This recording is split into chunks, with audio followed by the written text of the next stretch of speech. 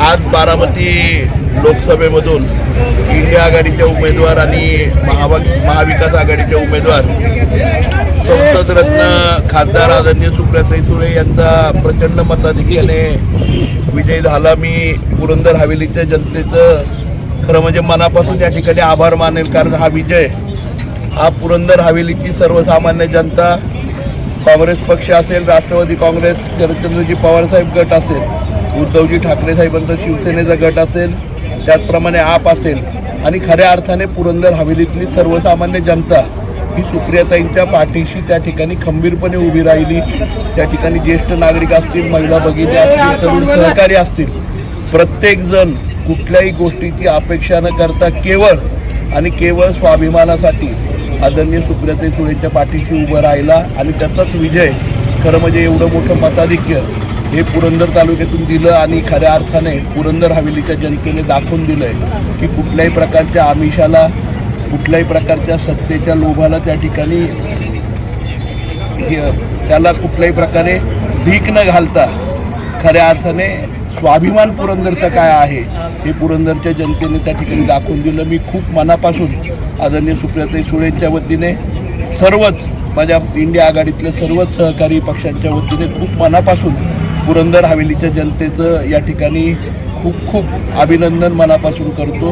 तुम्ही त्या ठिकाणी आम्हाला आणखी जिद्दीने, आणखी प्रामाणिकपणे, तळमळीने सर्वसामान्य माणसांसाठी काम करायची ही प्रकट इच्छा आज पुन्हा एकदा जागृत केलेली आहे आणि खऱ्या अर्थाने केवळ पुरंदर हवेलीने नाही, केवळ महाराष्ट्राने नाही तर भारताच्या जनतेने त्या ठिकाणी दाखवलेलं आहे की लोकशाहीची ताकद काय आहे आणि सर्वसामान्य माणसांनी ठरवलं तर काय करू शकतो याचं चित्र तुम्ही आम्ही सगळेजण त्या ठिकाणी बघतोय। आणि मला वाटतंय आपल्या सगळ्यांना आठवत असेल 28 एप्रिलची सभा, त्या सभेमध्ये बोललो, थोड्याफार प्रमाणामध्ये राहिलंय, ती पूर्तता निश्चितपणे उद्याच्या 2 दिवसांमध्ये त्या ठिकाणी पूर्ण होईल आणि मला खात्री आहे या देशामध्ये सुद्धा सत्ता परिवर्तन त्या ठिकाणी होईल आणि पुन्हा एकदा सर्वसामान्य जनतेचं, तरुणांचं त्या ठिकाणी राज्य या देशामध्ये येईल। तुम्ही आत्ताच म्हटलं की सत्ता परिवर्तन होईल। आत्ताची जर एकंदरीत म्हणजे काँग्रेसचा जर संपूर्ण राज्याचा जर कल बघितला तर काँग्रेस पक्षाने मुसंडी घेतली। 10 वर्षामध्ये तिहेरी जो आकडा आहे तो गाठायला काँग्रेस या निवडणुकीमध्ये यशस्वी झालेला आहे। एकंदरीत काय म्हणाल की काँग्रेसचं राज्यातलं आणि राष्ट्रीय पातळीवरचं जर यश बघितलं तर मोदींनी जी आश्वासनं दिली ती आश्वासनं ह्या जनतेला ती पटली नाहीत का? ही खऱ्या अर्थाने बेरोजगार तरुणांची ताकद, ही खऱ्या अर्थाने त्या देशामध्ये केवळ आपण विकासाच्या गप्पा मारतोय परंतु खऱ्या अर्थाने सर्वसामान्य माणसांपर्यंत विकास पोचला नाही।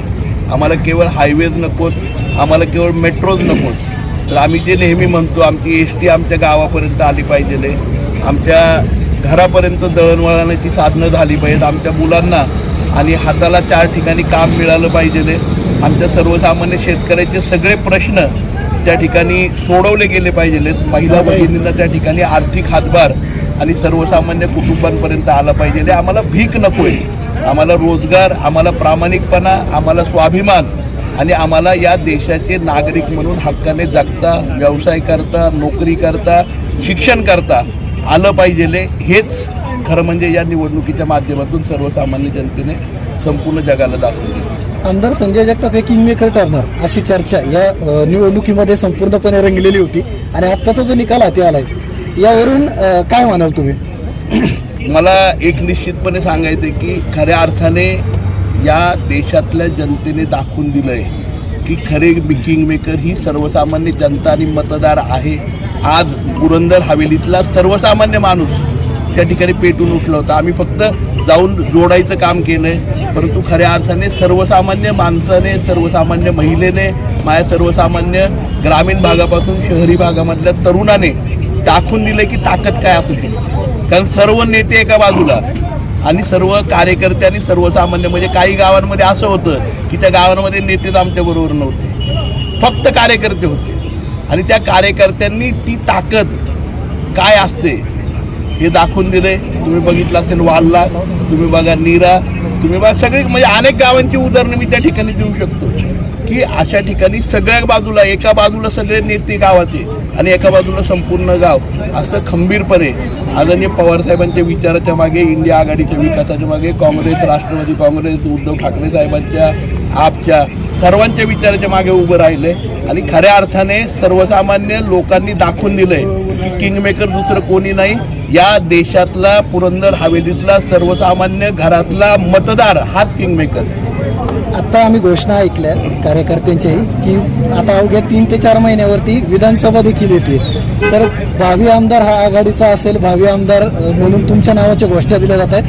हे जे आहे हे सुतोवाच आहे का की विधानसभेमध्ये देखील, विधानसभा निवडणुकीमध्ये देखील, आगामी विधानसभा निवडणुकीत हेच प्रतिबिंब उमटेल? निश्चितपणे आघाडी म्हणून आम्ही सर्वजण एकत्र आहोत, परंतु आता माझ्यासमोर आणि नवनिर्वाचित खासदार ज्यांना पुन्हा एकदा चौथ्यांदा त्या ठिकाणी संपूर्ण बारामती लोकसभेने संधी दिली, आमच्या सगळ्यांच्या समोर खूप मोठ्या आव्हानं त्या ठिकाणी आहेत. पाण्याचा प्रश्न मोठ्या प्रमाणावरती आहे, चाऱ्याचा प्रश्न अजूनही मोठ्या प्रमाणात, सरकारने काहीच काम केलं नाही.